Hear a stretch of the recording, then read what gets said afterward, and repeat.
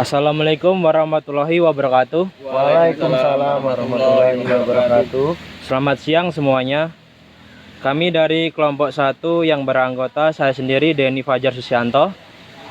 Saya Julian Sandi Pratama. Dan saya Abdul Rofi. Dan saya Walid Sulakbar. Dan saya Agus Saputra. Baiklah, di sini kami mendapatkan tugas bikin podcast yang berjudul Peningkatan Kompetensi Pemuda Muratara dalam Perluasan Kesempatan Kerja. Saat ini kami sedang bersama narasumber kami, yaitu Bapak Insinyur Mansur Husni, SOS SPSI MSI. Baik Pak, kita berbincang-bincang tentang kesempatan kerja. Kami tahu Bapak ini pernah di Dinas Perindustrian dan Dinas Ketenagakerjaan, instruktur pelatihan bersertifikasi juga. Bagaimana kira-kira menurut Bapak tentang kesempatan kerja tenaga kerja di Sumatera Selatan, wabil khusus di Kabupaten Muratara, yang merupakan kabupaten baru yang angka penganggurannya cukup tinggi? Baik, terima kasih Saudara Denny. Jadi ketenaga kerjaan ini bukan hanya isu nasional, tapi merupakan juga isu regional. Di Sumatera Selatan angka pengangguran kita masih cukup tinggi,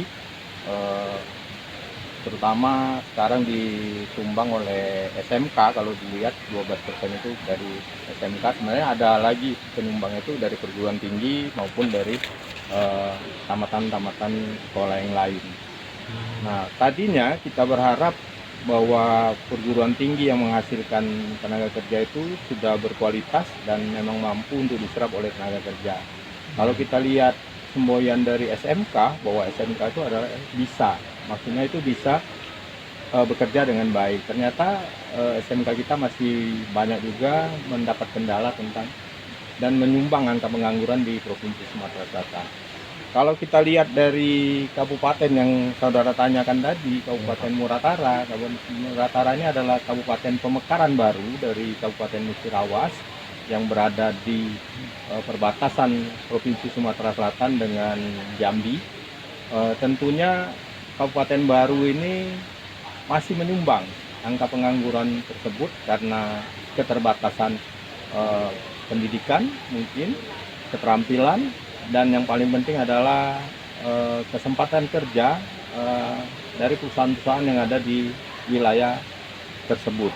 Nah, ini yang masih menjadi tanggung jawab kita semua, bagaimana kita mengedukasi teman-teman yang ada di Muratara itu untuk dapat bekerja dengan cepat dan dapat diterima bekerja di perusahaan-perusahaan ataupun kesempatan kerja yang ada di wilayah Muratara itu.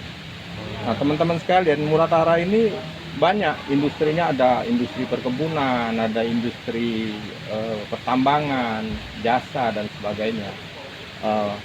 Terutama industri CPO, keram rubber yang ada di sana, karena komoditi yang paling besar itu karet, kopi, dan kelapa sawit. Nah, ini yang besar menyerap ketenaga kerjaan. Di lain sektor adalah sektor pertambangan. Nah, sekarang ini belum tergarap dengan baik karena fasilitas masih sangat terbatas. Kalau SMK mungkin sarana prasarana untuk prakteknya masih sangat terbatas, karena skill itu tergantung praktikumnya. Jadi kalau tidak banyak praktikum, tidak ada lahan praktek, otomatis adik-adik SMK ini ataupun perguruan tinggi yang di sana tidak mungkin mampu mengaplikasikan ilmu yang diterima di bangku sekolah. Mungkin itu ini. Baik Pak, nama saya Julian Sandi Pratama. Saya ingin bertanya Pak, bagaimana menuntaskan angka pengangguran di Kabupaten Muratara, yang mana kita ketahui kabupaten termuda di Provinsi Sumatera Selatan ini, sementara angka penganggurannya cukup tinggi Pak. Baik, jadi Muratara itu penduduknya sekitar 18 ribuan. Angka penganggurannya di 6,7%. Ini berada di level SMK, perguruan tinggi, SMP dan SD. Nah, kalau kita lihat yang harus dilakukan oleh pemerintah maupun swasta yang ada di sana, yaitu mengeluarkan kebijakan bagaimana adik-adik itu punya keahlian, artinya punya skill yang tersertifikasi melalui proses pelatihan. Jadi kalau mereka tidak punya skill, bagaimana mereka akan diterima di sektor pekerjaan itu, baik itu swasta maupun sektor kepemerintahan ataupun jasa yang ada di Kabupaten Muratara. Mungkin itu. Baik Pak, dilanjutkan untuk pertanyaan dari saya, Bu Rofi. Seperti yang kita ketahui Pak, bahwa di Sumatera Selatan ini sudah ada perda tentang kesempatan tenaga kerja lokal untuk dapat bekerja di wilayah kabupaten tersebut. Sementara kenyataannya perusahaan tenaga kerja dari luar kabupaten atau luar provinsi Sumsel. Baik. Jadi memang betul, Rofi, di Sumatera Selatan itu sudah ada perda yang dibuat oleh DPRD Provinsi Sumatera Selatan. Artinya bukan diskriminasi bahwa orang lain tidak boleh masuk, tetapi memberi lebih leluasa teman-teman yang ada di Kabupaten Muratara itu sekitar 20-30% untuk bekerja di sektor perusahaan yang ada di wilayah itu. Nah tentunya perusahaan ini kan tidak bisa menerima orang yang tanpa keahlian atau skill. Nah sehingga masih banyak didatangkan dari Pulau Jawa, terutama CPU misalnya masih banyak didatangkan dari Medan, dari daerah-daerah penghasil CPU yang besar. Karena mereka ini sudah terlatih, sudah kompeten, sudah punya sertifikasi tentang keahlian itu. Misalnya tentang ahli boiler, mereka memang sudah tersertifikasi, pemadam kebakaran, operator dan sebagainya. Sementara tenaga kerja lokal, karena kita belum melakukan pembinaan, apakah itu pelatihan ataupun sertifikasi, baik itu melalui BLK yang ada, karena di Muratara belum ada BLK, ataupun LKP ataupun LPK swasta yang melakukan pelatihan-pelatihan itu. Nah sehingga kuota yang ditetapkan di dalam perda itu sebenarnya masih minimal untuk buruh. Jadi karena tidak punya skill, ya terpaksa bekerjanya mungkin yang merumput atau driver atau bagian angkat-angkut. Artinya tidak sesuai dengan job yang ada di perusahaan itu. Makanya masih banyak yang dari provinsi lain atau kabupaten lain. Pak, ini nama saya Wahyu Iskil Akbar. Saya akan menanyakan kebijakan apa yang diambil pemerintah dalam rangka perluasan kesempatan kerja bagi tenaga kerja lokal yang ada di Kabupaten Muratara. Ya, jadi mungkin kawan-kawan yang ada di Muratara, mungkin Pak Bupati dan OPD-nya ataupun teman-teman dari penggiat ketenaga kerjaan, yang paling penting pertama bagaimana kita meningkatkan kompetensi lulusan-lulusan SMK ataupun lulusan perguruan tinggi yang berasal dari Kabupaten Muratara, agar mereka dapat membangun kabupaten mereka sendiri. Nah, kompetensi itu bisa dibangun dari mulai sekarang, misalnya melalui proses pelatihan, proses pemagangan, terus ada juga melalui jalur kartu prakerja yang pembiayaan dari pusat sehingga mereka dapat membeli pelatihan-pelatihan di dalam skema-skema itu. Kita tahu sekarang bahwa kalau dulu nenek moyang kita itu berjuangnya merdeka atau mati. Kalau sekarang ini berjuangnya kompetensi atau mati. Jadi kalau kita tidak punya kompetensi, maka akan tergilas. Perusahaan-perusahaan sekarang sudah masuk di era 4.0. 4.0 itu sudah mengalami proses digitalisasi dan komputerisasi. Nah, kalau kita tidak memahami komputer, internet of things, bagaimana adik-adik itu mau bekerja di perusahaan yang sudah menerapkan 4.0. Jadi kebijakan yang perlu diambil mungkin pertama perlu adanya BLK, Balai Latihan Kerja, yang baik itu milik pemerintah maupun komunitas. Karena Kementerian Tenaga Kerja itu membangun BLK komunitas di setiap pondok pesantren. Karena pondok pesantren ini akan disentuh langsung dengan teknologi. Nah, di Muratara itu banyak pondok pesantren. Nah, bagaimana kita mengembangkan BLK komunitas ini dengan jurusan ataupun prodi-prodi yang dibutuhkan oleh industri atau perusahaan yang ada di sektor situ. Yang kedua, proses pemagangan. Bagaimana siswa ataupun alumni ataupun pemuda-pemuda yang ada di Muratara itu dilakukan proses pemagangan. Bisa pemagangan di dalam negeri, artinya menggunakan perusahaan-perusahaan yang ada di sekitar atau kabupaten sekitar ataupun provinsi sekitarnya, atau dimagangkan langsung ke luar negeri melalui program-program IM Japan.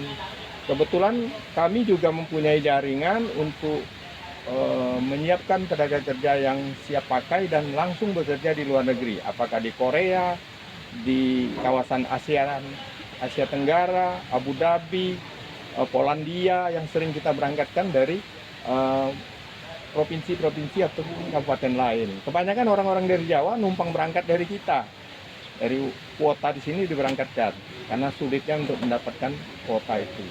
Nah, ini yang kebijakan harus diperkuat di Muratara, bagaimana membangun kompetensi bagi pemuda maupun adik-adik lulusan SMK maupun lulusan SMA yang untuk menjadi siap kerja di Kabupaten Muratara. Saya Agus Saputra, Pak, izin bertanya. Dalam rangka membantu kesempatan kerja bagi tenaga kerja yang ada di Kabupaten Muratara, dari mana peran perusahaan swasta dalam meningkatkan kapasitas Kesimpulannya apa sih dah? Kesimpulan aku udah ada yang pakai? Nggak usah. Oh, gitu. Jadi zaman sekarang ini kita tidak bisa berdiri sendiri. Pemerintah juga tidak bisa berdiri sendiri, ya. Jadi ada yang namanya pentahelix atau triple helix, sekarang sudah penta.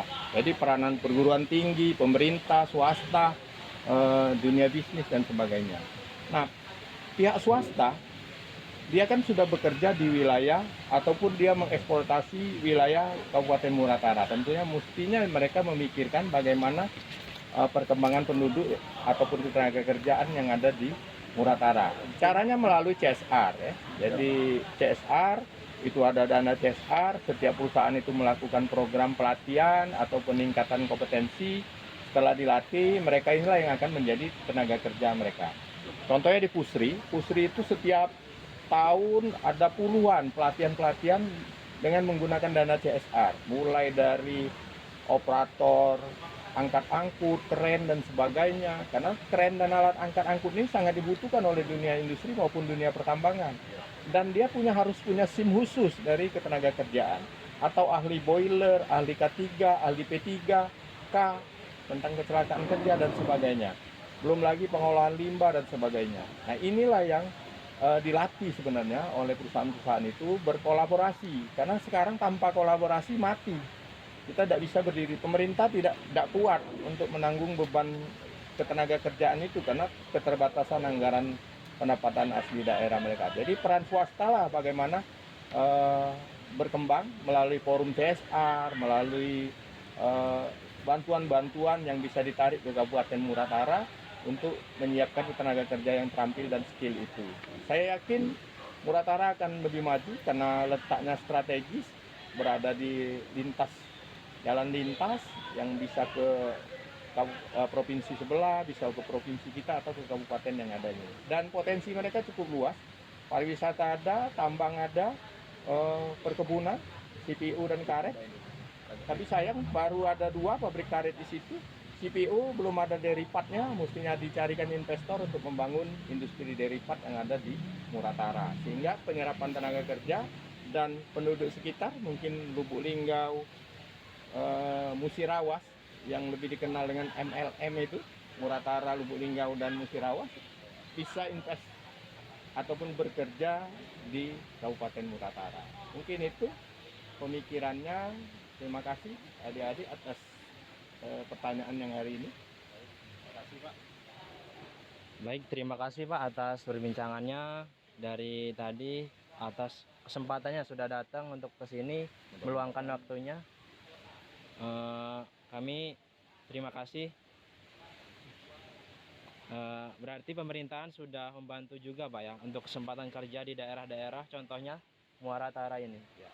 Jadi ketenaga kerjaan itu di dalam Undang-Undang Dasar jelas bahwa diatur oleh negara dan dijamin oleh negara untuk dapatkan pekerjaan itu. Nah, tinggal bagaimana kita membangun kompetensi daripada calon tenaga kerja itu tadi, ya. Baik, terima kasih semuanya teman-teman. Kami akhiri dari podcast ini. Semoga bermanfaat bagi kita semua. Saya tutup. Wassalamualaikum warahmatullahi wabarakatuh. Waalaikumsalam.